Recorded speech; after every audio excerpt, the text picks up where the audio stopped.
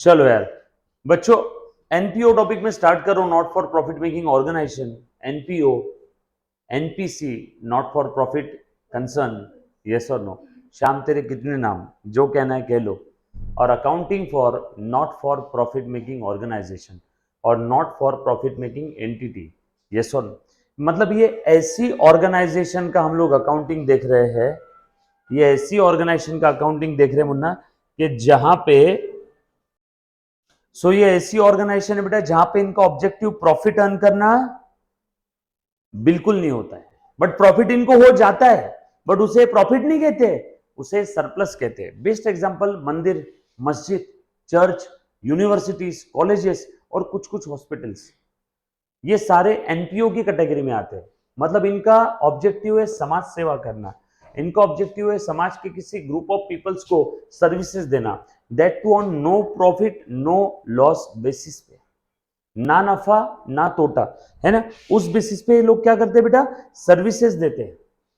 बदले में इनकी प्रॉफिट अर्न करने की मंशा नहीं होती है, इनका ऑब्जेक्टिव प्रॉफिट अर्न करना नहीं होता है। बरोबर है क्या सर? फिर ये क्यों कर रहे हैं? बस समाज सेवा करने के लिए। बेस्ट एग्जांपल हमेशा ध्यान रखना बेटा इसका, मंदिर, मस्जिद, चर्च और काफी सारे क्लब हाउस है, काफी सारी ऐसी जगह है जहां पे आप देखोगे, यानी आप कभी कभी स्कूल कॉलेजेस चालू होते हैं, तो यहाँ पुणे में एक एबीसी है, अप्पा बलवंत चौक, वहां पे आपको ना नफा ना तोटा वया पुस्तकें मिलता है कि नहीं, है ना। महाराष्ट्र नवनिर्माण सेना, शिवसेना, है ना, और भी कोई सेना होगी या और भी कोई ऐसे पॉलिटिकल ग्रुप्स हो गए, वो लोग भी काफी बार जब स्कूल कॉलेजेस चालू होती है तो no profit no loss basis पे कुछ तो वेंचर स्टार्ट करते हैं, यस और नो। सो वो अलग बात है, उसके अंदर में पीछे का उनका ऑब्जेक्टिव क्या है वो हमें देखना नहीं है। लेकिन हम लोगों को यहाँ पे क्या देखना है बेटा, ऐसी ऑर्गेनाइजेशन के हम लोगों को फाइनल अकाउंट बनाने हैं कि जिसका ऑब्जेक्टिव प्रॉफिट अर्न करना नहीं होता है। बरोबर है क्या? बट फिर भी अगर इनके बुक्स ऑफ अकाउंट्स में अगर कहीं प्रॉफिट दिख रहा है तो उसे ये लोग प्रॉफिट नहीं कहते, उसे लोग क्या कहते हैं, सरप्लस। उसे क्या कहते हैं, सरप्लस। सर सरप्लस कब होता है इनको? जैसे मान लो कोई तो एक मंदिर है, मंदिर के अंदर पुजारी की सैलरी, इलेक्ट्रिसिटी का बिल, है ना, मंदिर के अंदर में और कुछ लेके आया, कभी कुछ प्रसाद वाटप का कुछ रखा, तो उसके लिए खर्चे लगते हैं कि नहीं? सो मंदिर को वो खर्चे निभाने के लिए पैसे कहां से आते हैं? डोनेशंस। कोई अगर क्लब हाउस होगा तो उसके पास पैसे कहां से आते हैं? क्लब हाउस के जो मेंबर्स होते हैं उनके सब्सक्रिप्शन।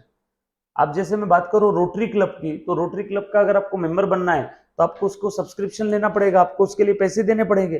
तो उनके पास में सब्सक्रिप्शंस, डोनेशंस, ये सारी चीजों से क्या आते हैं? मेंबर्स फीस, इससे पैसे आते हैं और उस पैसे से लोग वो सारे खर्चे करते हैं। सो इनकी जो रिसीट है वो अगर ज्यादा है और इनके एक्सपेंसेस कम है, रिसीट कौन सी? Revenue receipt. तो उस केस में इन लोगों को जो बच जाता है, excess of revenue receipt over the expenditure, उसको ये लोग सरप्लस कहते हैं। Excess of revenue receipt over the expenditure, उसको ये लोग क्या कहते हैं? सरप्लस। हमारी भाषा में अंदर की बात वो प्रॉफिट है, बट प्रॉफिट कभी ये लोग दिखाते नहीं है, ये प्रॉफिट वर्ड यूज नहीं करते क्योंकि इनका ऑब्जेक्टिव प्रॉफिट अर्न करना है नहीं। सर फिर इनको इनकम टैक्स देना पड़ता है क्या? नो, इन लोगों को इनकम टैक्स भी देने की कोई जरूरत नहीं है। मुन्ना प्लीज ध्यान देना, ये लोगों को इनकम टैक्स पे करने की जरूरत नहीं क्योंकि इनका ऑब्जेक्टिव प्रॉफिट अर्न करना है ही नहीं। और इनकम टैक्स किसके ऊपर देते हैं? प्रॉफिट पे। जब इनका ऑब्जेक्टिव ही प्रॉफिट अर्न करना नहीं है तो इनको इनकम टैक्स देने की भी कोई जरूरत नहीं है। बट सब्जेक्ट टू कंडीशन, इन लोगों को अपना ऑडिट करवाना होगा। किससे? चार्टर्ड अकाउंटेंट से। सो अगर इन एनपीओ ने अपना ऑडिट, ऑडिट यानी बुक्स ऑफ अकाउंट्स को चेक करना, वेरीफाई करना, एग्जामाइन करना, बुक्स ऑफ अकाउंट्स को वेरीफाई करना, चेक करना, एग्जामाइन करना, और चार्टर्ड अकाउंटेंट जब बुक्स ऑफ अकाउंट्स वेरीफाई करके अपना ऑडिट रिपोर्ट बना के उसके ऊपर ठप्पा लगा के साइन कर देता है, तो ऐसा समझा जाता है कि इन्होंने इनके सारे जो भी पैसे आए वो कहां से आए, कैसे आए, सारा सोर्स दिखाया है, कहां पे इन्होंने एक्सपेंस किया वो भी दिखाया है, और सब कुछ प्रॉपर है। Books of accounts are showing true and fair view. अगर क्लियर ऑडिट की रिपोर्ट मिल जाती है इनको चार्टर्ड अकाउंटेंट से, तो इनकम टैक्स डिपार्टमेंट इनको जो सरप्लस होता है उसके ऊपर इनकम टैक्स नहीं लगाता। मतलब इनको टैक्स में छूट है, टैक्स में माफी है। बट सब्जेक्ट टू कंडीशन, इनको इनके बुक्स ऑफ अकाउंट्स का ऑडिट करवाना होगा, यस और नो। बुक्स ऑफ अकाउंट्स का एग्जामिनेशन करवाना होगा, और कौन करेगा वो ऑडिट? चार्टर्ड अकाउंटेंट, यस और नो। सिर्फ चार्टर्ड अकाउंटेंट, उसके अलावा और कोई नहीं। अब अच्छे से ध्यान दें। सो बात चल रही है एनपीओ की। NPO not for profit making organization, इनका ऑब्जेक्टिव प्रॉफिट अर्न करना नहीं है, लेकिन फिर भी अगर इनके रेवेन्यू रिसीट ज्यादा और इनके एक्सपेंसेस रेवेन्यू एक्सपेंसेस कम है, रिसीट ज्यादा है रेवेन्यू रिसीट ज्यादा, रेवेन्यू एक्सपेंस कम है, तो जो डिफरेंस है उसको प्रॉफिट बोलने की जगह हम लोग बोलेंगे सरप्लस। जब इनका ऑब्जेक्टिव प्रॉफिट अर्न करना है ही नहीं, जब इनका ऑब्जेक्टिव प्रॉफिट अर्न करना है ही नहीं, तो इनको प्रॉफिट एंड लॉस अकाउंट बनाने की जरूरत भी नहीं। क्या बात कर रहे हो sir, profit and loss account नहीं बनाएंगे? नहीं बनाएंगे। ट्रेडिंग अकाउंट भी नहीं बनाएंगे, बिल्कुल नहीं बनाएंगे। सब ये क्या बनाएंगे? Balance sheet. और सर बैलेंस शीट तो वैसे बनने वाली थी, और इनकम एंड एक्सपेंडिचर अकाउंट। मतलब जो हमारे नॉर्मल केस में, नॉर्मल बिजनेस में हम लोग प्रॉफिट एंड लॉस अकाउंट बनाते हैं ना, तो वैसे लोग क्या बनाते हैं? Income expenditure. इनकम एक्सपेंडिचर से इनको क्या समझ में आ जाता है? कितनी रेवेन्यू रिसीट है और कितने रेवेन्यू एक्सपेंस है, और जो भी डिफरेंस आ रहा है वो क्या रहेगा? सरप्लस। और अगर लॉस हुआ, रेवेन्यू रिसीट कम और अगर रेवेन्यू एक्सपेंस ज्यादा है, तो जो आएगा वो क्या रहेगा? डेफिसिट। तो ये लोग प्रॉफिट और लॉस ऐसी टर्म यूज नहीं करते, लोग क्या बोलते हैं? Surplus and deficit, DEFICIT। So surplus या तो डेफिसिट होगा। सो आपको ये चीज समझ में आ रही है? एनपीओ के अंदर में हम लोग बेसिकली क्या करने वाले हैं, इस टॉपिक के अंदर में हम लोगों को एनपीओ के फाइनल अकाउंट्स प्रिपेयर करने हैं। हम लोगों को ये टॉपिक क्यों दिया बेटा? हम लोगों को यहाँ पे एनपीओ के फाइनल अकाउंट्स प्रिपेयर करना है। सर क्यों जर्नल एंट्रीज वगैरह नहीं करेंगे क्या?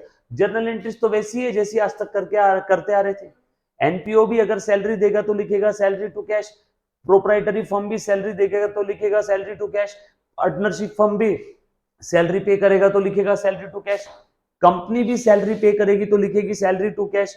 सो जब भी कोई सैलरी पे करेगा तो चाहे कोई भी एंटिटी हो, लिखेगा सैलरी टू कैश। बैंक से लोन लिया तो bank account debit to bank loan. So income expenses की बाकी जो एंट्रीज है वो बिल्कुल कॉमन है। इसमें अलग क्या है? Preparation of final account. ये प्रोप्राइटरी फर्म से और पार्टनरशिप फर्म से और कंपनी से बिल्कुल अलग है। तो जो अलग है वो हम लोगों को यहाँ पे पढ़ना है।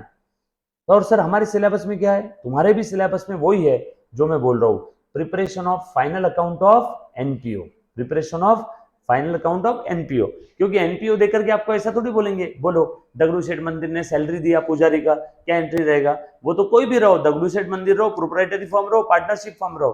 तो हम लोगों को वो ट्रांजेक्शन के लिए टॉपिक पढ़ना है क्या? नो। हम लोगों को ये टॉपिक क्यों पढ़ना है? हम लोगों को एनपीओ के फाइनल अकाउंट्स प्रिपेयर करना है। We have to prepare the final accounts of the NPO. यहां तक बात समझ में आई सभी को? पक्की बात। सो आपको थोड़ा बहुत एक आइडिया आया कि हम लोगों को यहाँ पे पढ़ना क्या है? थोड़ा बहुत आइडिया आया कि हम लोगों को पढ़ना क्या है? सो हम लोगों को फाइनल अकाउंट्स प्रिपेयर करना है, राइट? अब फाइनल अकाउंट प्रिपेयर करना है तो आपका सवाल, सर एनपीओ के फाइनल अकाउंट्स में क्या क्या आता है? अगला सवाल, सर एनपीओ क्या है? अगला सवाल, सर एनपीओ में पैसा कहां कहां से आता है? अगला सवाल, सर एनपीओ में पैसा किधर किधर जाता है? सर एनपीओ के ट्रांजेक्शन्स के नेचर्स क्या है? सर एनपीओ ये सब क्यों कर रहा है ना? काफी सारे सवाल आते होंगे ना। सो प्लीज अच्छे से ध्यान देना सभी लोग बेटा, जो भी बच्चे ऑनलाइन देख रहे हैं। यस ऋतुजा, साक्षी, यस बेटा, hi. Am I audible visible? एक बच्चा बोल रहा था ऑडिबल नहीं हो। आवाज आ रही है बेटा सभी को? पक्की बात? डन। चल लिखो मेरे साथ साथ फिर। हाँ, ऑल सेट। सो मेरे साथ साथ लिखना है। प्लीज बुक के अंदर जितनी चीजें बताओ वो सारी की सारी चीजें लिख लेना, पेंडिंग मत रखना इनकी। आ जाओ लिखो बेटा। सो एनपीओ, हाँ हाँ, प्रोफेशनल्स का भी इनकम एक्सपेंडिचर अकाउंट होता है, बरोबर है। जैसे chartered accountants, lawyers, company secretaries, doctors, ये ट्रेडिंग पी एंड एल नहीं बनाते, ये इनकम एक्सपेंडिचर बनाते हैं। क्योंकि ये लोग ट्रेड थोड़ी कर रहे हैं। ट्रेडिंग कौन बनाता है? जो गुड्स में ट्रेड कर रहा है, या गुड्स बना के बेच रहा है, या गुड्स खरीद के बेच रहा है। ये प्रोफेशनल्स लोग गुड्स बेचते हैं या सर्विसेज देते हैं, इसीलिए लोग इनकम एक्सपेंडिचर बनाते हैं, राइट? पक्का? चल आ जाओ, ध्यान देना सब लोग। All set? किसी बच्चे को कोई डाउट बेटा यहां तक? चलो आगे। पक्का? डन। चल सो लिख लो मेरे साथ साथ, NPO not for profit making organization, not for profit making organization, NPO NPO लिखो आगे। Objective, objective to render services to the society और इट्स मेंबर्स। इट्स मेंबर मतलब किसके मेंबर? एनपीओ के।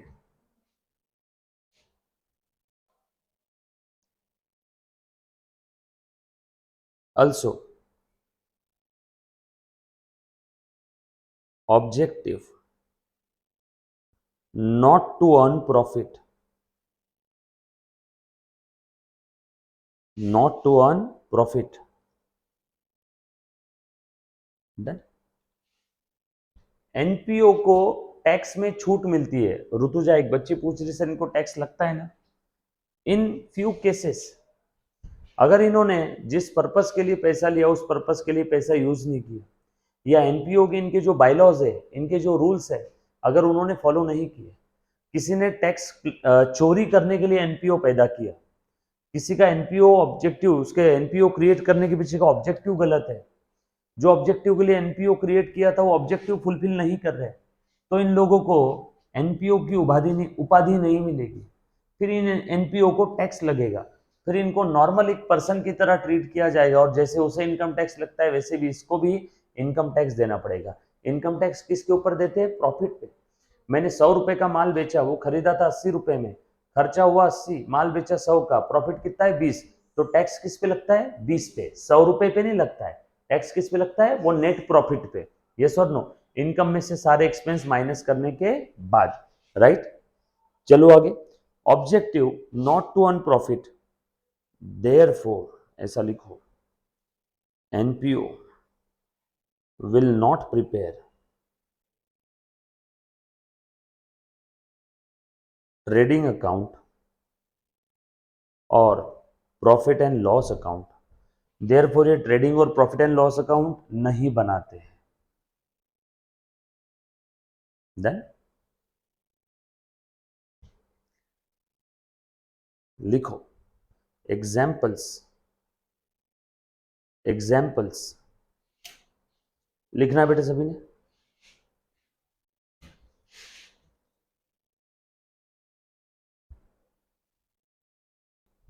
आज example.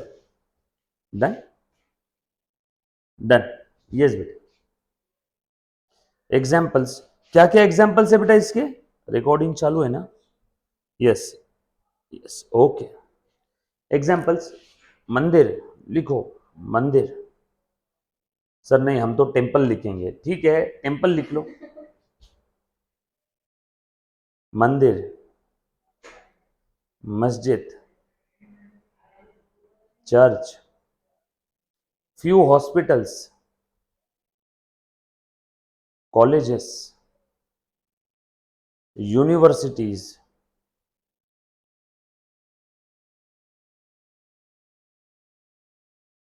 club house, Poona club, Rotary club, Lions club, ये club, वो club, ये सॉट।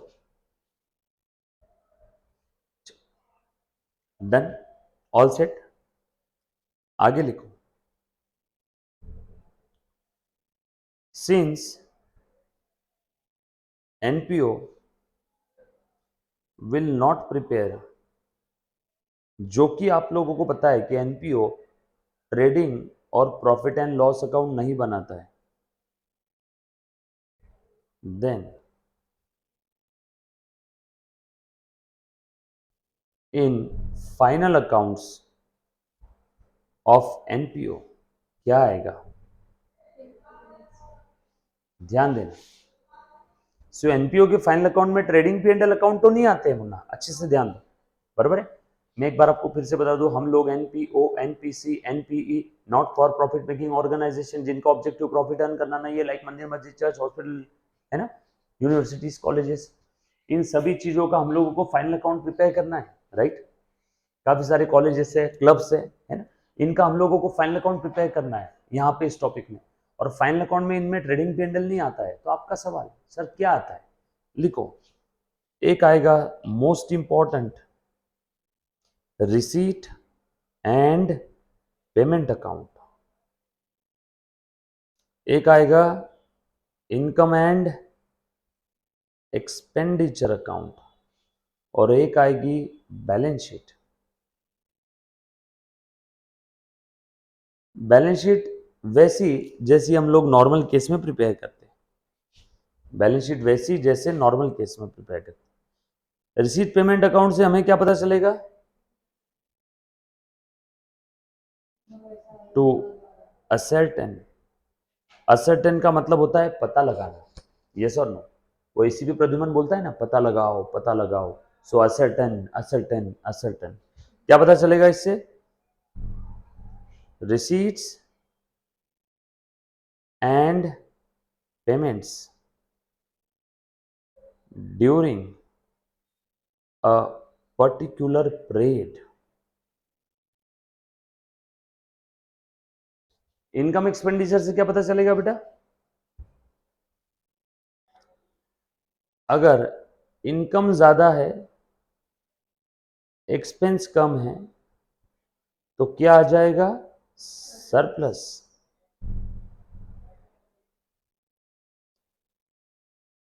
इनकम कम है एक्सपेंस ज्यादा है तो क्या आ जाएगा, डेफिसिट।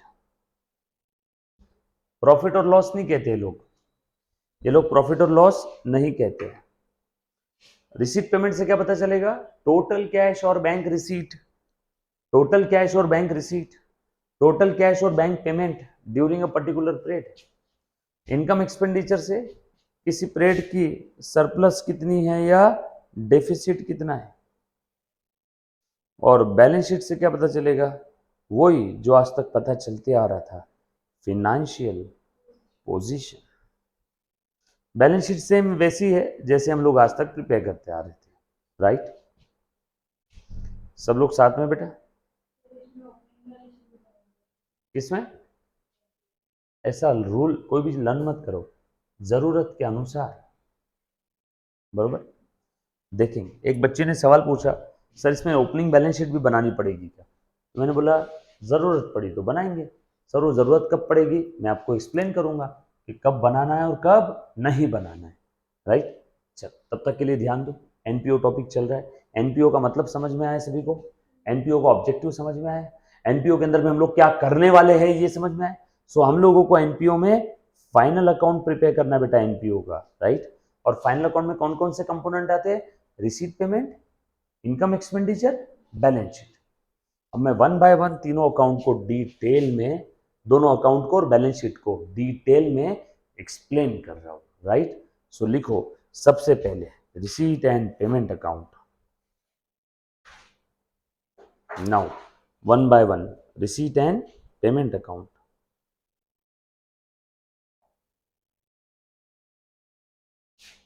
लिखा सभी ने,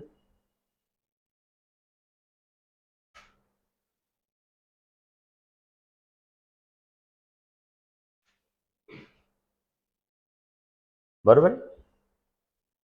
लिखो, receipt and payment account is a summary cash book, summary cash book, yes और नो।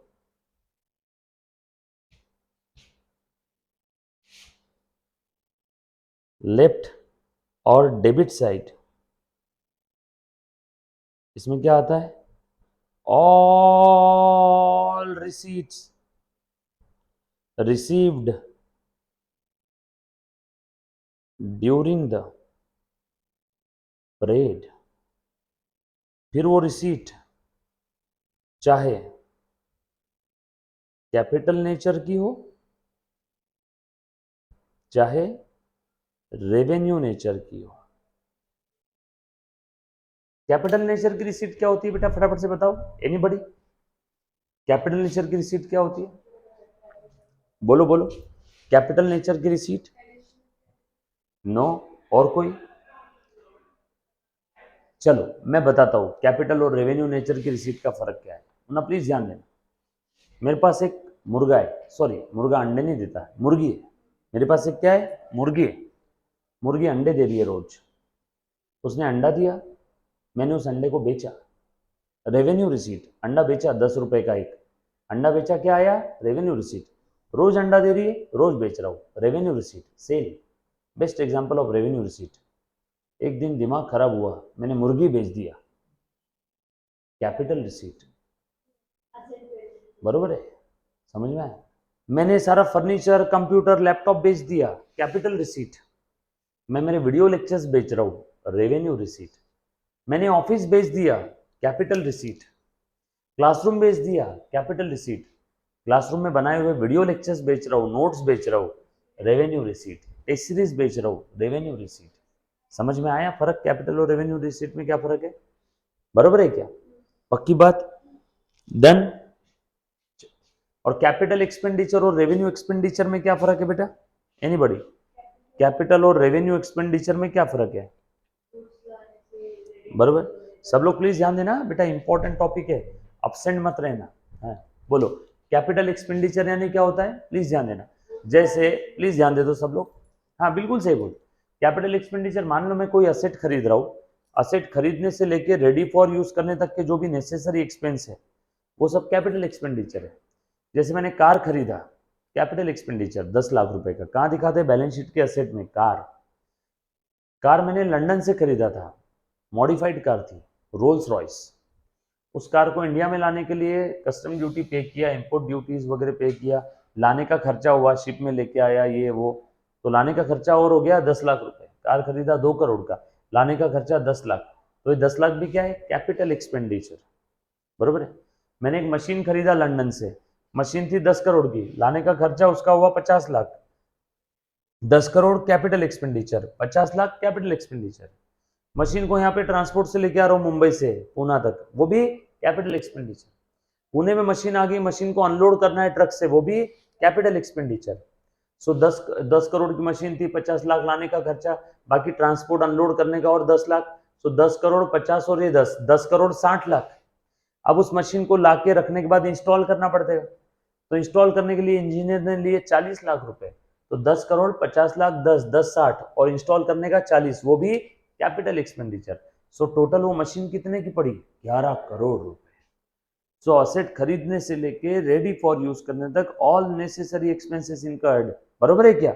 ये सब कैपिटल एक्सपेंडिचर है, और कैपिटल एक्सपेंडिचर असेट की कॉस्ट में ऐड करते हैं। बरोबर। और रेवेन्यू एक्सपेंस क्या होता है? रेवेन्यू एक्सपेंस क्या होता है बेटा, बोलो तो। जैसे आइटम, कैपिटल, रेवेन्यू, कैपिटल में एक्सपेंडिचर और कैपिटल रिसीट, रेवेन्यू में revenue, expenditure and revenue receipt. So capital receipt और रेवेन्यू रिसीट हमने अभी देखा, मुर्गी और अंडे वाला एग्जांपल याद रखना। या फिर मैं नोट्स वीडियो लेक्चर बेच रहा हूं, रेवेन्यू रिसीट। ट्रेडिंग और P&L के क्रेडिट साइड वाले आइटम क्या है, रेवेन्यू रिसीट। माल बेच रहा हूं, रेवेन्यू रिसीट। इंटरेस्ट मिल रहा है, रेवेन्यू रिसीट। रेंट मिल रहा है, रेवेन्यू रिसीट। यस और नो? रेवेन्यू इनकम हो गए ना वो सब। रेवेन्यू रिसीट में क्या आती है, रेवेन्यू इनकम। और कैपिटल रिसीट में क्या आता है, असेट बेच दिया, कैपिटल रिसीट। बिजनेस ही बेच दिया पूरा, कैपिटल रिसीट। कुछ बात समझ में आ रही क्या? अब revenue expenditure, capital expenditure. Revenue expenditure trading और P&L के डेबिट साइड के जो आइटम है, सैलरी दे रहा हूं, रेवेन्यू एक्सपेंस। ट्रेडिंग के डेबिट में है ना, जैसे ऑक्ट्राई दे रहा हूं, वेजेस पे कर रहा हूं, रेवेन्यू एक्सपेंस। इलेक्ट्रिसिटी दे रहा हूं, revenue expense. Transport charges, revenue expense. But machine को लाने के लिए ट्रांसपोर्ट चार्जेस जो दिए वो कैपिटल एक्सपेंडिचर। किस पर्पस के लिए दिया, वो पर्पस भी देखना जरूरी है। माल बेचने के लिए ट्रांसपोर्ट चार्जेस दे रहा हूं, revenue expense. Stationery, revenue expense. Discount दे रहा हूं, रेवेन्यू एक्सपेंस। यस और नो? क्लियर है? Telephone charges, revenue expense. धंधे को स्मूथली ऑपरेट करने के लिए जो भी हम लोग ऑपरेटिंग पेमेंट्स करते हैं, जिसकी वजह से बिजनेस में रेवेन्यू जनरेट होता है, रेवेन्यू एक्सपेंस, बरोबर है, बेसिक्स में भी देखा हुआ है, राइट। उसके बाद कैपिटल एक्सपेंडिचर क्या है, असेट खरीदने से लेके रेडी फॉर यूज करने तक ऑल नेसेसरी एक्सपेंस, याद आए क्या? कैपिटल एक्सपेंडिचर, कैपिटल एक्सपेंडिचर का बेनिफिट कैसा होता है, लॉन्ग टर्म, इससे असेट पैदा होती है या फिर एग्जिस्टिंग असेट की वैल्यू बढ़ जाती है। असेट खरीदा 10 करोड़ का, लाने का खर्चा आया 1 करोड़, तो असेट कितने की हो गई, अब 11 करोड़ की, यस और नो। और during the life of the asset भी अगर मैं असेट पे एक्सपेंस इनकर करता हूँ रेडी फॉर यूज के बाद, और अगर उस एक्सपेंस से असेट की कैपेसिटी, कैपेबिलिटी, इफिशियंसी, परफॉर्मेंस या प्रोडक्टिविटी अगर बढ़ जाती है तो भी वो क्या रहेगा, कैपिटल एक्सपेंडिचर, अदरवाइज वो क्या रहेगा, रेवेन्यू एक्सपेंस। जैसे मैंने कार खरीदा, कैपिटल एक्सपेंडिचर, कार में पेट्रोल डाल रहा हूं चलाने के लिए, रेवेन्यू एक्सपेंस। कार खरीदा, कैपिटल एक्सपेंडिचर, कार में पेट्रोल डाल रहा हूं, रेवेन्यू एक्सपेंस।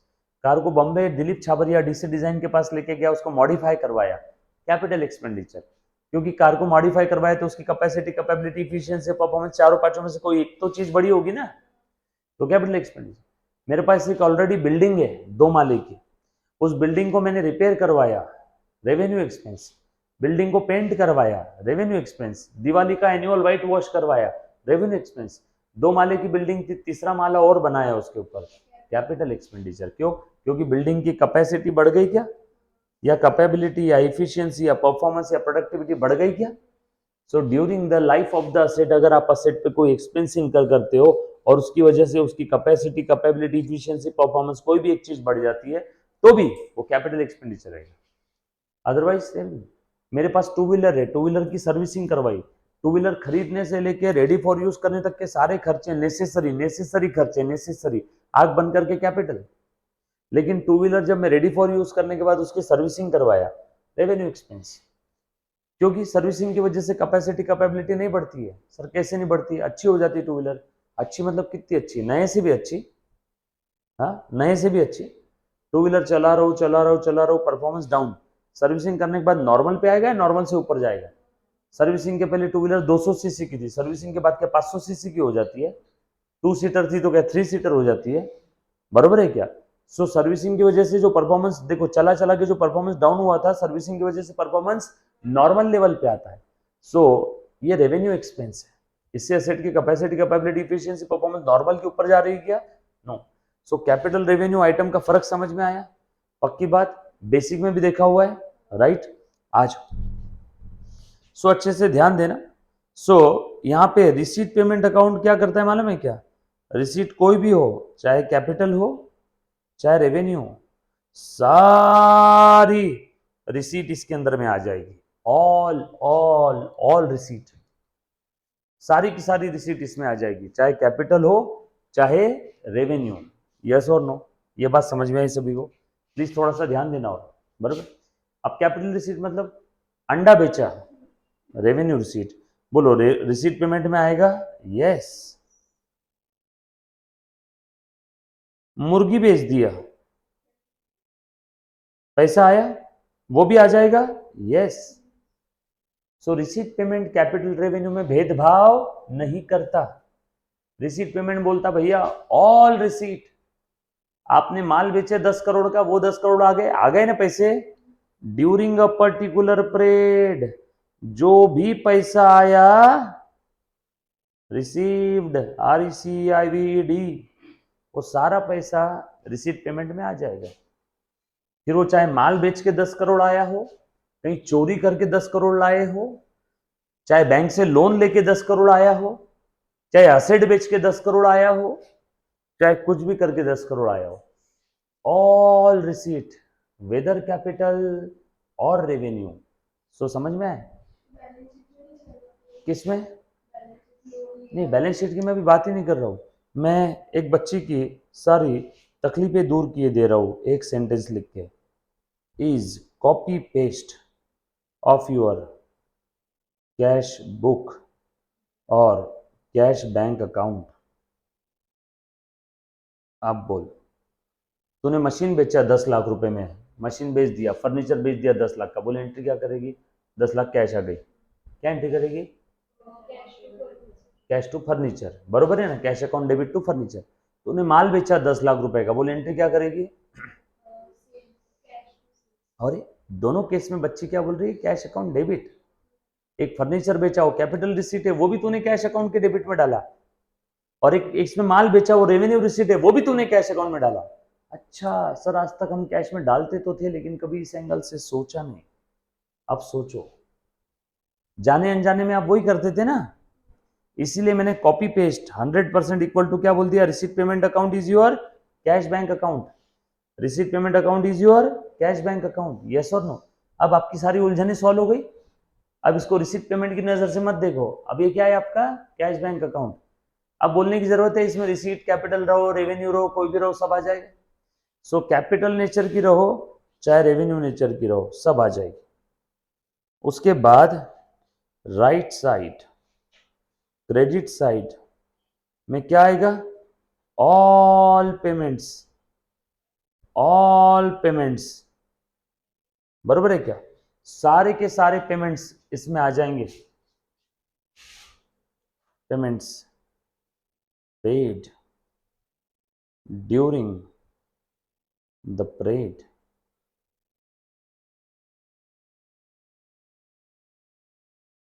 वेदर कैपिटल और रेवेन्यू।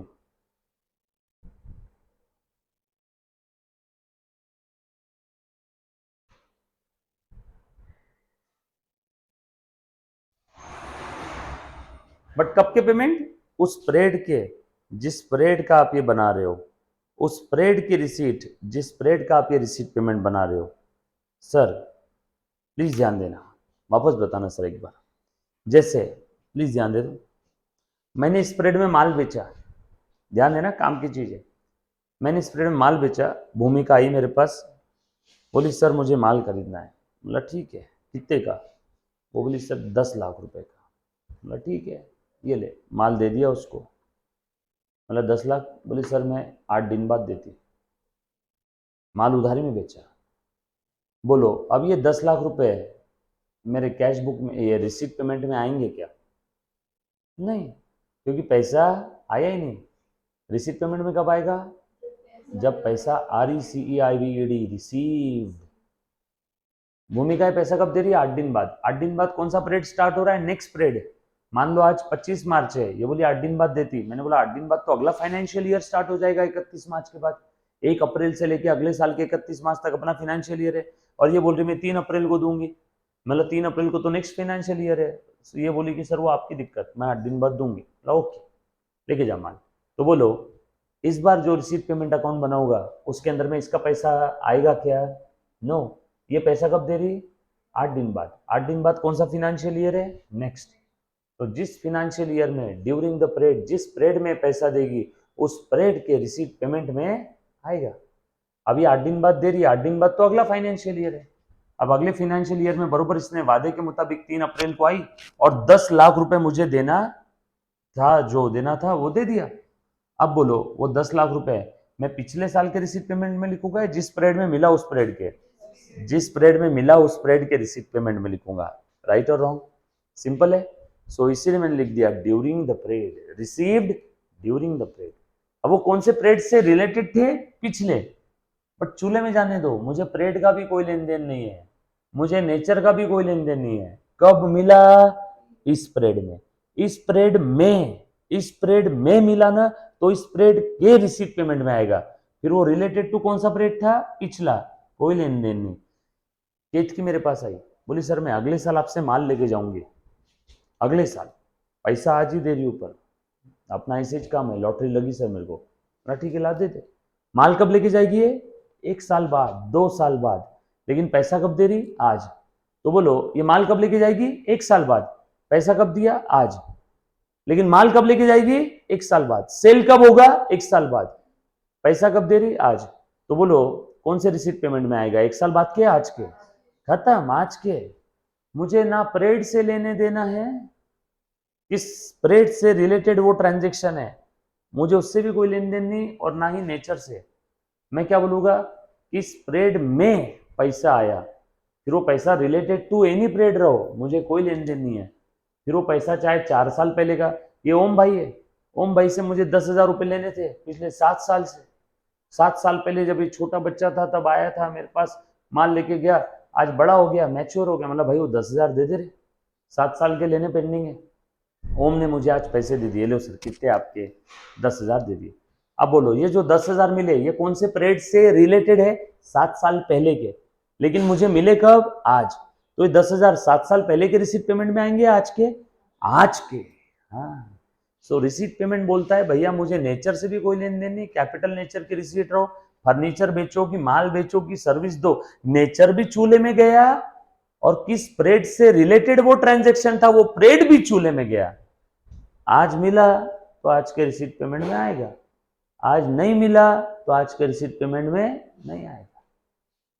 मैंने आज पैसा दिया तो आज के रिसीट पेमेंट में आएगा।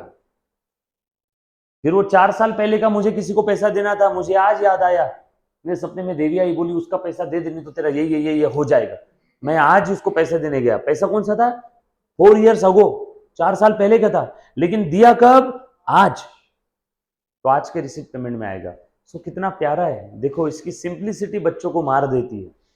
इतना आसान है कि बच्चे, इतना आसान है, इतना आसान है कि इसकी आसानी बच्चों को तकलीफ दे देती है। बच्चे कंफ्यूज हो जा, बच्चे डाइजेस्ट ही नहीं कर पाते, अरे इतना आसान कैसे हो सकता है, यस और नो। सो कभी कभी कोई चीज बहुत ज्यादा सिंपल है तो भी लोग डाउट करते हैं, यार इससे इतना सिंपल तो नहीं हो सकता है। मेरे शब्दों की तरफ ध्यान दो तो लगेगा सिंपल। क्या शब्द बोले मैंने, सो रिसीट पेमेंट क्या कहता है, भैया कोई भी पीरियड का रिसीट रहो, मिला करंट पीरियड में ना तो करंट पीरियड के रिसीट पेमेंट में आएगा। फिर वो चाहे जो जो जो पैसा आपको करंट पीरियड में मिला, फिर वो रिलेटेड टू पास्ट हो, रिलेटेड टू प्रेजेंट हो, कि रिलेटेड टू फ्यूचर हो। जैसे एनपीओ दगड़ू सेठ हलवाई ट्रस्ट है, इसके मेंबर्स है। अब कोई गणेश भक्त है, वो 3 साल के लिए अमेरिका जा रहा है, वो बोल रहा है भैया मैं 3 साल इंडिया में हुई नहीं, एक काम करता हूँ दगड़ू सेठ हलवाई को आने वाले 3 साल का मेंबरशिप फीस जो भी है मैं अभी दे देता हूँ। तो दगड़ू सेठ को आज ही मेंबरशिप फीस मिल गई उस गणेश भक्त की, आने वाले 3 साल के पैसे कब मिल गए, आज ही। तो बताओ वो अगले रिसीट पेमेंट में दिखाएंगे आज के, आज के, खत्म।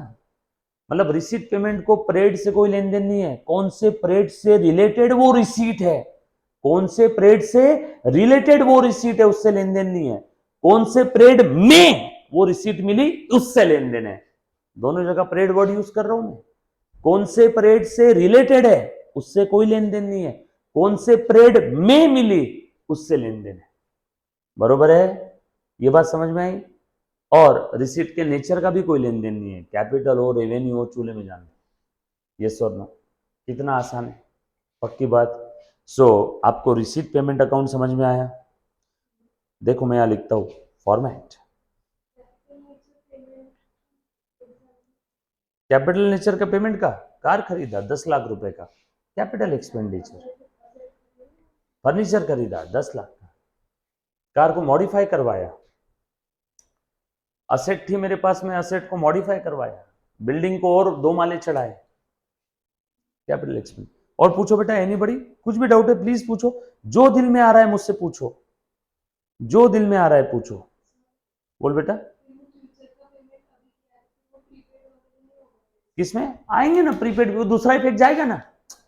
मुझे एक बात बता, तूने तेरे एम्प्लॉय को, एक बच्ची बोल रही सब प्रीपेड का क्या, तूने दगड़ू सेठ हलवाई के अंदर में, अब दगड़ू सेठ हलवाई ने पुजारी को आने वाले 4 महीने की सैलरी एडवांस में दे दी, बरोबर है। अब 4 महीने की सैलरी एडवांस में दे दी तो एंट्री क्या करती है, तो नॉर्मल केस में बता, नॉर्मल केस में एडवांस सैलरी की एंट्री क्या है, प्रीपेड सैलरी टू कैश। जैसे टू कैश बोला आ गया ना रिसीट पेमेंट में। अब दूसरा इफेक्ट, प्रीपेड सैलरी कहां जाएगा, मनन देना उसको जाएगा बैलेंस शीट में, वो बात की बात है। Prepaid salary any advance expense is your asset ना, डबल एंट्री सिस्टम है कि नहीं। और पूछो पूछो पूछो जो भी दिल में आ रहा है। जितना आप अभी मुझसे बात करोगे उतना आपको इस टॉपिक में बाद में मुझसे कम बात करना पड़ेगा, आप खटाखट रॉकेट सिंह बन जाओगे सम सॉल्व करने के लिए। तो जो भी दिल में डाउट आ रहा है पूछो, कोई ऐसी चीज सर मैं ऐसा सोच रहा था आप ऐसे सोच रहे, एनीबॉडी, ऑनलाइन लाइव स्टूडेंट और ऑफलाइन, यस प्लीज, पक्की बात, सिंपल है। सो एनपीओ के फाइनल अकाउंट में बेसिकली 3 स्टेटमेंट्स आने वाले, एक रिसीट पेमेंट, एक इनकम एक्सपेंडिचर, एक बैलेंस शीट, राइट। इसमें रिसीट पेमेंट और इनकम एक्सपेंडिचर अकाउंट है और बैलेंस शीट पोजिशनल स्टेटमेंट है। रिसीट पेमेंट से आपको स्प्रेड की टोटल रिसीट और टोटल पेमेंट समझ में आएंगे, लेकिन बैलेंस शीट से आपको क्या समझ में आएगा, फिनेंशियल पोजीशन। चल आगे बढ़ते हैं। लिखो रिसीट पेमेंट का format of receipt and payment account. Receipt and payment account for the parade, जो भी परेड एंडिंग रहेगा वो लिख लेना। ये debit side, credit side, account है ना। डेबिट में क्या आएगी, रिसीट्स। क्रेडिट में क्या आएंगे, पेमेंट्स। अमाउंट लिखा समझे।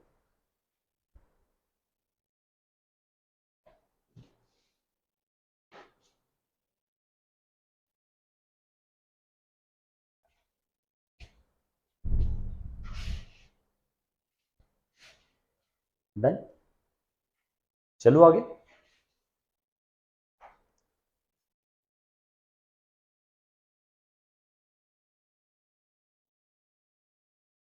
आज हम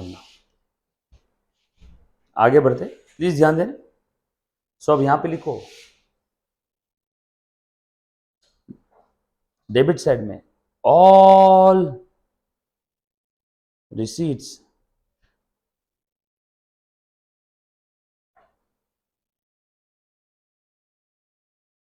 received during the parade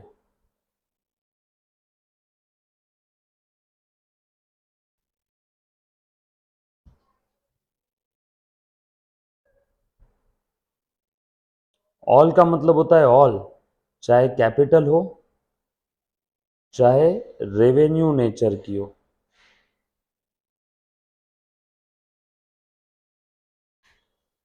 receive during the period, bracket में लिखो which may be related to any period. वो सब यहां डेबिट साइड में आ जाएगी, वो सब यहां पे डेबिट साइड में आ जाएगी। आगे ऑल पेमेंट्स मेड और paid during the parade.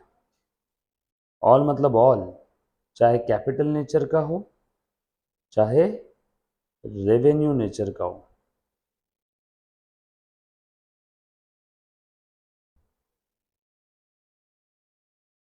which may be related to any parade. जैसे एक एम्प्लॉय मेरे पास आए, बोला सर प्लीज मेरी माँ बीमार है, मुझे 3 महीने की सैलरी एडवांस चाहिए। मार्च महीने में बोला, अप्रैल में जून की सैलरी एडवांस चाहिए, अगले पीरियड की सैलरी मैंने अभी से दे दी, कोई फर्क नहीं पड़ता। रिसीट पेमेंट बोलता है 10 साल बाद की सैलरी दे, 10 साल पहले की सैलरी दे, कि अभी की दे, इस पीरियड में पैसा गया ना, इस पीरियड के रिसीट पेमेंट में आ जाएगा। इस पीरियड में पैसा आया ना, इस पीरियड के रिसीट पेमेंट में आ जाएगा। इस पीरियड में, during this period which may be related to any period. ये बात समझ में? चलो आगे। ये था आपका रिसीट पेमेंट। रिसीट पेमेंट हम लोग कैसे बनाते हैं? We prepared on cash basis. यहां पे हम लोग, ये आपको पता है, अक्रूअल बेसिस फॉलो नहीं करते, बराबर है। हम लोग कैसे प्रिपेयर करते हैं? Cash basis. बचपन से तो ऐसे ही कर रहे हैं, बट आपको पता नहीं था कि ये वही चीज, बरोबर ना। लिख लिया। सो एनपीओ का मतलब क्या है, एनपीओ का ऑब्जेक्टिव क्या है, एनपीओ के एग्जांपल्स क्या है, एनपीओ के फाइनल अकाउंट में क्या क्या आएगा, और एनपीओ के फाइनल अकाउंट का सबसे पहला कंपोनेंट रिसीट पेमेंट आपको क्लियर हुआ। लिखो आगे, इनकम एंड एक्सपेंडिचर अकाउंट। इसमें किसी बच्चों को कोई डाउट है तो प्लीज एक बार पूछो। यो anybody guys?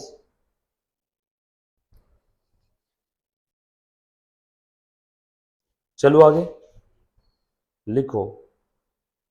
Now be income and expenditure account for the period ending on. पहले फॉर्मेट बनाओ फिर इसके बारे में लिखवा के दूंगा। राइट साइड में थोड़ी जगह रहने देना। डन? क्लियर? लिखा बेटा सभी ने? All set?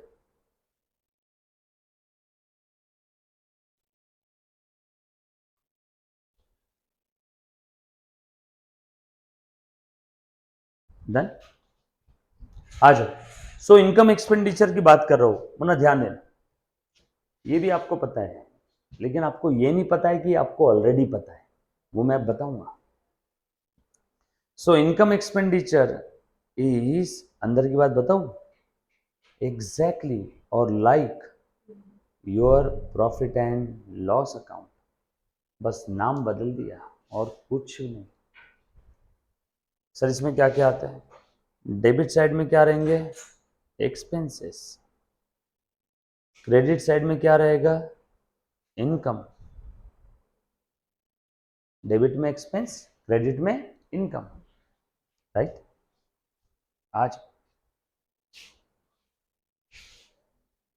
ध्यान दे बेटा, अब कौन से expense? All revenue expense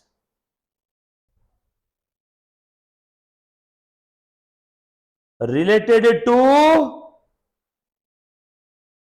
current period,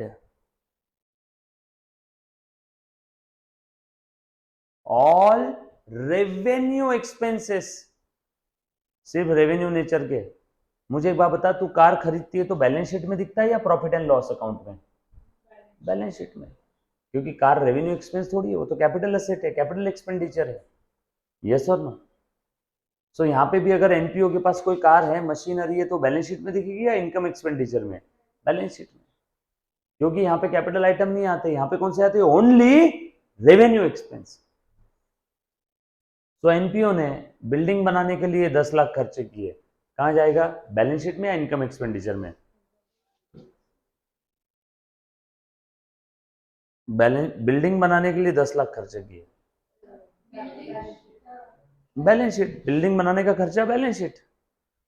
खर्चा वर्ड आया तो क्या इनकम एक्सपेंडिचर में जाएगा? किसके लिए किया खर्चा? बिल्डिंग। कौन सा खर्चा है? Capital expenditure. वही एनपीओ ने उस बिल्डिंग के मेंटेनेंस के लिए एनुअल व्हाइट वॉश वगैरह करवाए, दिवाली की साफ सफाई, इलेक्ट्रिसिटी का बिल भरा, ये सब कहाँ जाएंगे? एक्सपेंस। ये इनकम एक्सपेंडिचर के डेबिट साइड में, एक्सपेंस साइड में। यस और नो? क्लियर है?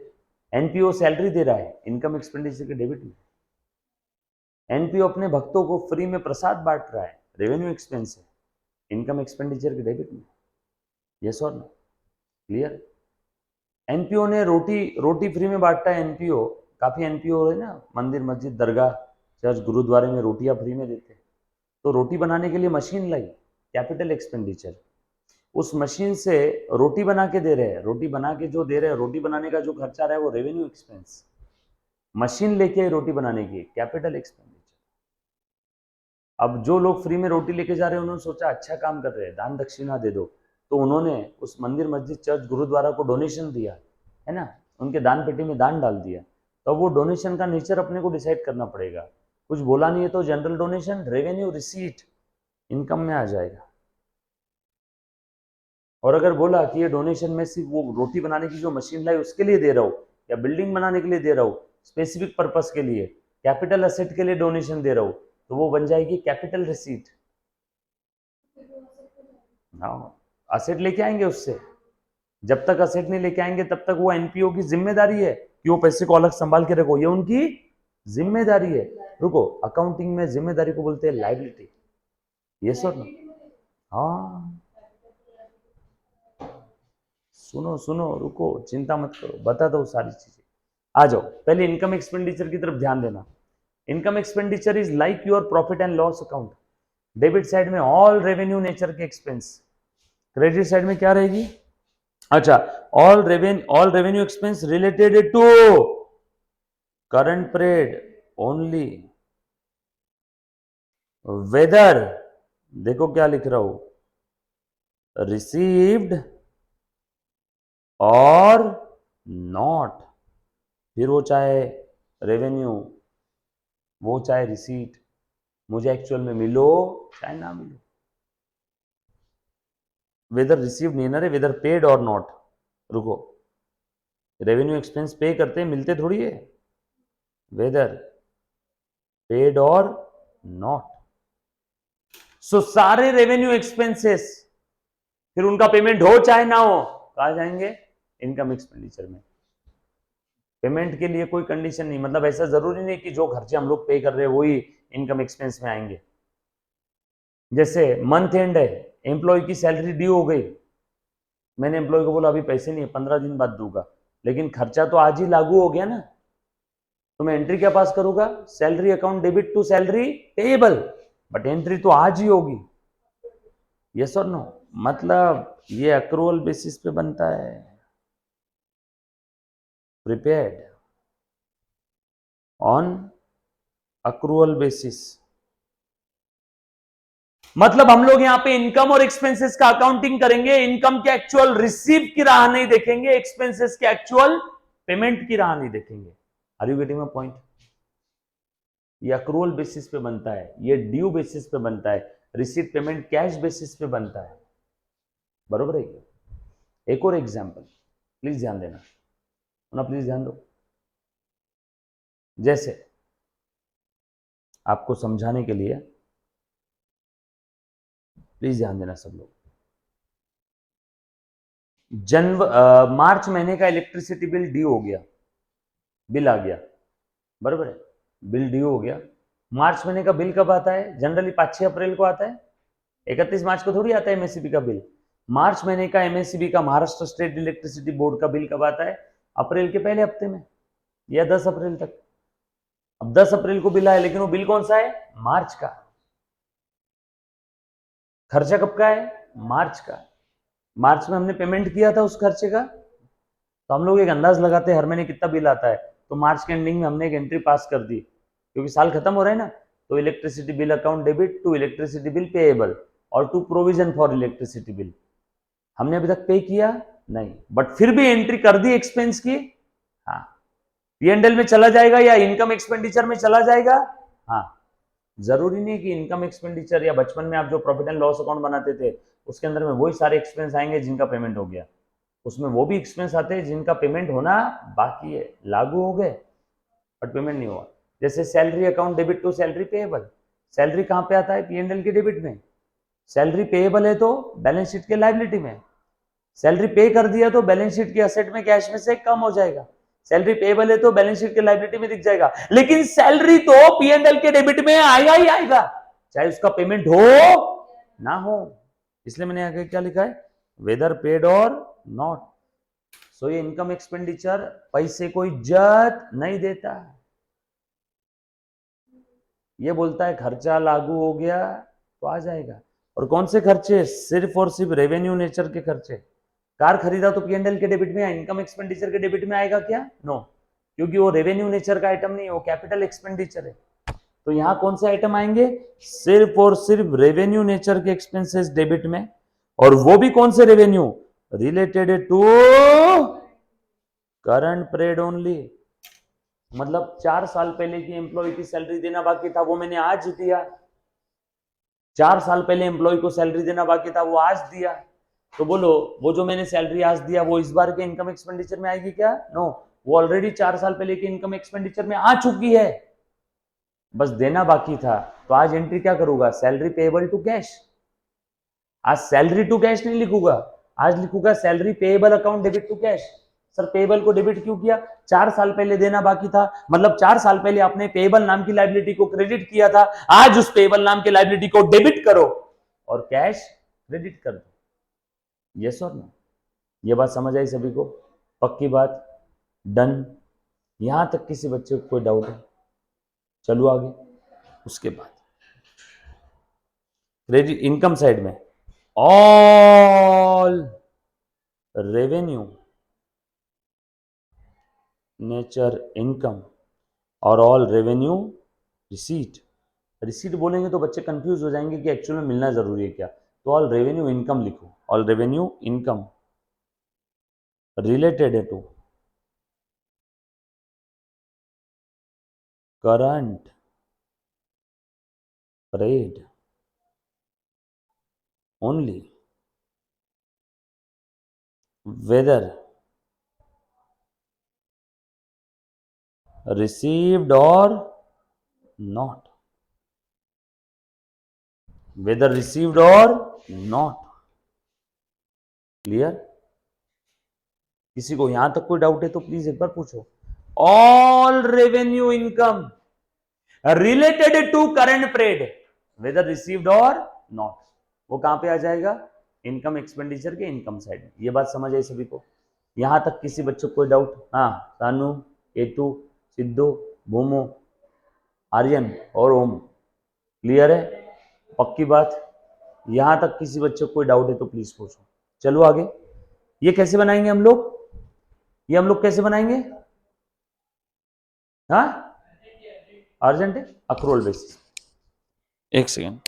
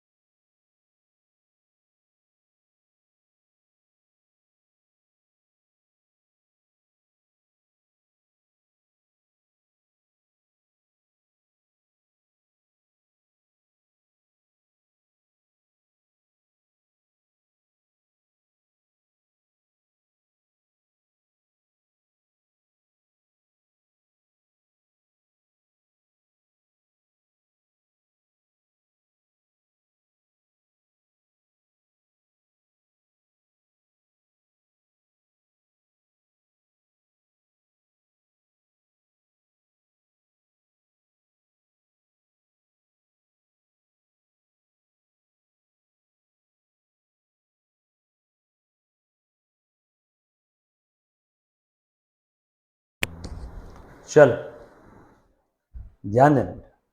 सो ये था आपका इनकम एंड एक्सपेंडिचर अकाउंट। सो कैसे प्रिपेयर करेंगे बेटा इसको? अक्रूवल बेसिस पे। उसके बाद है आप लोगों की बैलेंस शीट। ये लिख लिया क्या सभी ने? एक बार बता दो बेटा। रिकॉर्डिंग चालू है ना? यो, ये लिखा बेटा सभी ने? All set? पक्का? ये भी लिख लिया, income expenditure is like your profit and loss account. इसमें कौन से रिसीट आएगी? ओनली रेवेन्यू नेचर की। और कौन से एक्सपेंसेस? ओनली रेवेन्यू नेचर की। सो रेवेन्यू इनकम और रेवेन्यू एक्सपेंसेस में आएंगे, और इसके अलावा बाकी और कुछ नहीं आएगा बेटा। ये बात समझ में आया सभी को? पक्की बात। और ये अक्रूवल बेसिस पे बनाते हैं, एंड बाय अप्लाइंग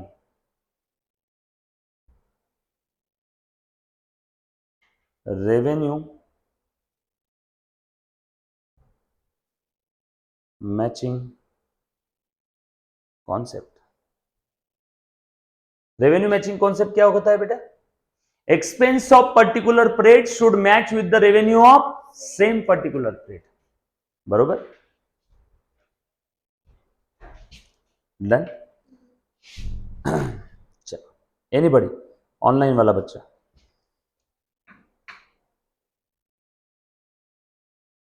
क्लियर?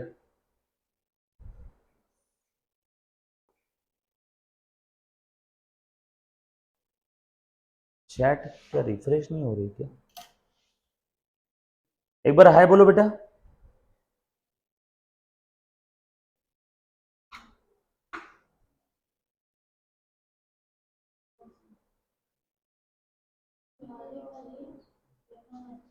चलो मुन्ना ध्यान दें।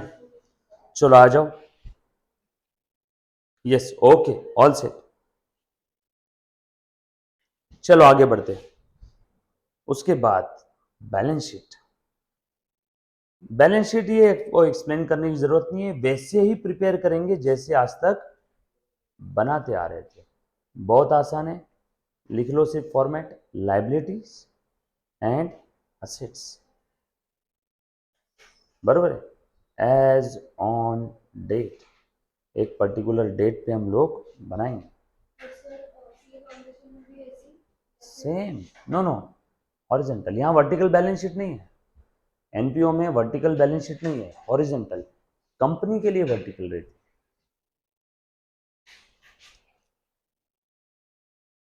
नाउ ये कैसे बनाएंगे? वैसे जैसे हमेशा बनाते हो। सर कैसे? प्रैक्टिकल सब में बताऊंगा। लाइबिलिटी साइड में और लाइबिलिटी वाले आइटम, असेट साइड में असेट। बरोबर? नेक्स्ट मोस्ट इंपॉर्टेंट, लिखो वन बाय वन। अब लिखना है सभी ने।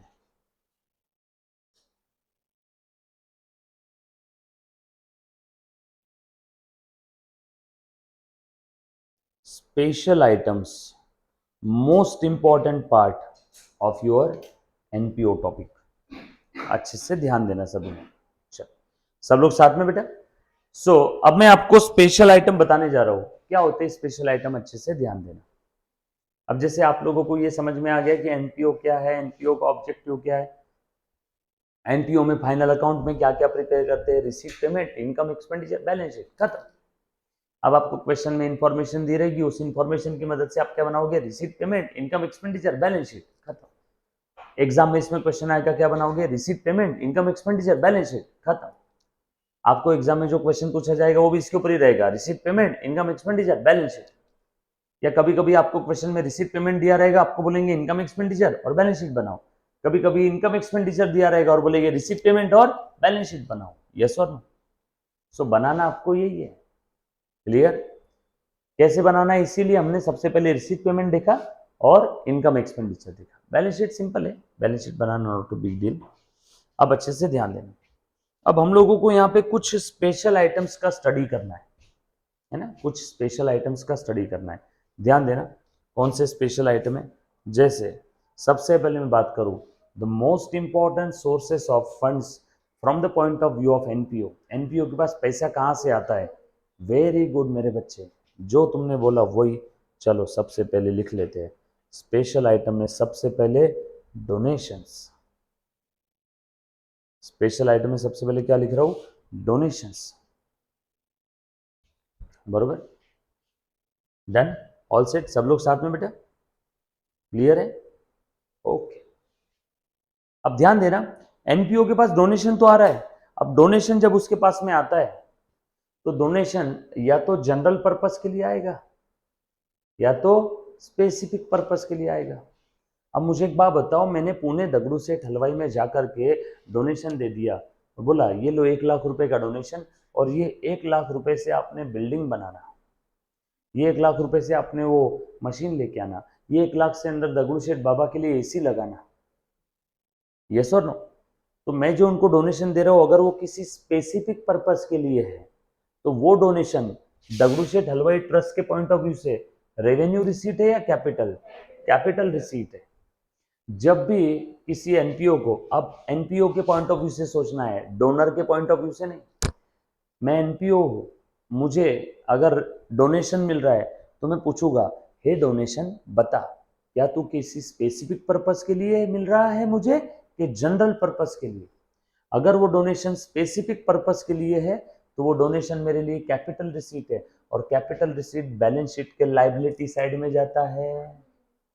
सो donation received for a specific purpose will be a liability from the point of view of NPO, yes और no? Donation received for general purpose, मैं दगड़ू सेठ हलवाई के वहां पे दान पेटी में गया, पैसे डाल दिए, मैंने बोला ही नहीं किस पर्पस के लिए, बस पैसे डाल के मैं आ गया। अब दगड़ू सेठ हलवाई को, एनपीओ को वो पैसे मिल गए, मंदिर मस्जिद चर्च हॉस्पिटल ट्रस्ट इनको पैसे मिल गए, पर पर्पस मैंने स्पेसिफाई नहीं किया। इसका मतलब क्या, मैं क्या चाहता हूं, आप किसी भी पर्पस के लिए यूज करो मत करो, बैंक में एफडी कर दो, जो करना है करो, जनरल पर्पस। तो ऐसा डोनेशन जो मैं दे तो रहा हूं, लेकिन उसके साथ साथ कोई स्पेसिफिक पर्पस अटैच नहीं कर रहा हूं, तो वो उनके लिए, एनपीओ के लिए रेवेन्यू रिसीट है। वो कहां पे आएगा? इनकम एक्सपेंडिचर के इनकम साइड में। ये बात समझ में आई? सो लिखो मेरे साथ साथ। और एक और बात बता देता हूं, मुन्ना प्लीज ध्यान देना, सब लोग साथ में रहना बेटा। काम की चीज बता रहा हूं, काम की चीज बता रहा हूं, मुन्ना ध्यान दे दो, काम की चीज बता रहा हूं बेटा। अब जैसे ध्यान देना, अब डोनेशन तो है, अब आपको एक चीज समझ में आ गया, जनरल पर्पस के लिए डोनेशन मिला, रेवेन्यू रिसीट, स्पेसिफिक पर्पस के लिए डोनेशन मिला, कैपिटल रिसीट, बराबर।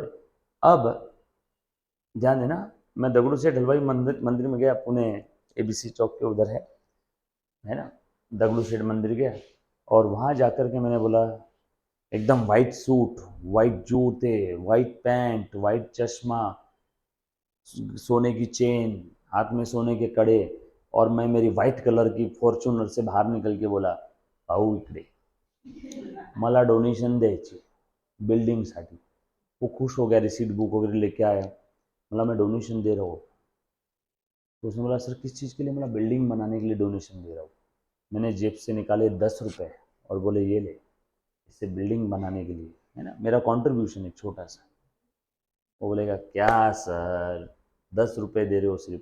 बोला हाँ, कोई तकलीफ है? नहीं नहीं साहब, जो भी दे रहे हो हम लेंगे खुशी खुशी। 10 रुपये दे दिए। मैंने क्या बोला, ये बिल्डिंग के लिए यूज़ करना, हाँ, और किसी दूसरे पर्पज़ के लिए यूज़ किया देखना। अब यहाँ पे वो 10 रुपये मैंने दिए बिल्डिंग के लिए, स्पेसिफिक पर्पज़ के लिए।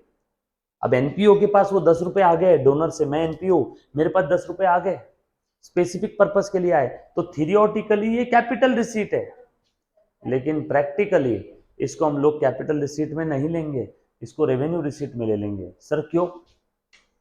आपने तो बोला ना सर अभी, स्पेसिफिक पर्पस के लिए एनपीओ को डोनेशन मिल रहा है तो वो तो कैपिटल है, फिर आपने इसको रेवेन्यू क्यों लिया?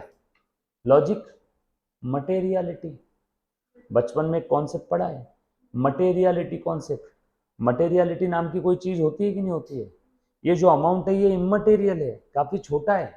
सर छोटा बड़ा कैसे डिसाइड करेंगे? Depends on case to case.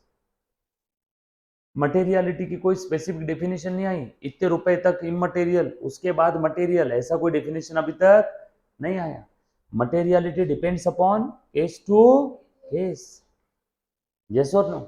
सो हम लोगों को कैपिटल नेचर का है या रेवेन्यू नेचर का है, ये डिसाइड करने के लिए क्या करना पड़ेगा? सबसे पहले मुझे डोनेशन जब किसी एनपीओ को मिलता है तो मुझे देखना होगा कि वो मटेरियल है कि इमटेरियल है। इमटेरियल है तो आंख बंद करके वो रेवेन्यू नेचर का रहेगा। वेदर चाहे स्पेसिफिक पर्पस के लिए हो और जनरल पर्पस के लिए हो, बरोबर है क्या? लेकिन अगर मटेरियल अमाउंट है 10,000, 20,000, 5,000, 15,000, 50,000, 8,000, 3,000, 4,000, depends on case to case. Material amount है तो हम लोग क्या देखेंगे यहाँ पे, मटेरियल है और स्पेसिफिक पर्पस के लिए है, तो क्या रहेगी एनपीओ के लिए कैपिटल रिसीट, और जनरल पर्पस के लिए है तो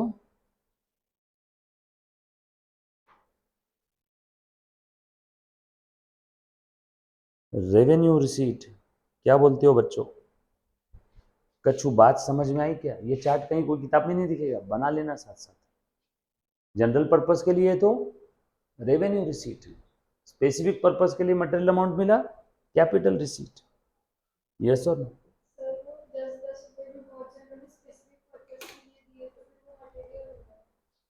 10-10 रुपए बहुत सारे लोगों ने दिए, पर वो हर एक 10-10 रुपए का अकाउंटिंग कैसे करेंगे कैपिटल पर्पस के लिए?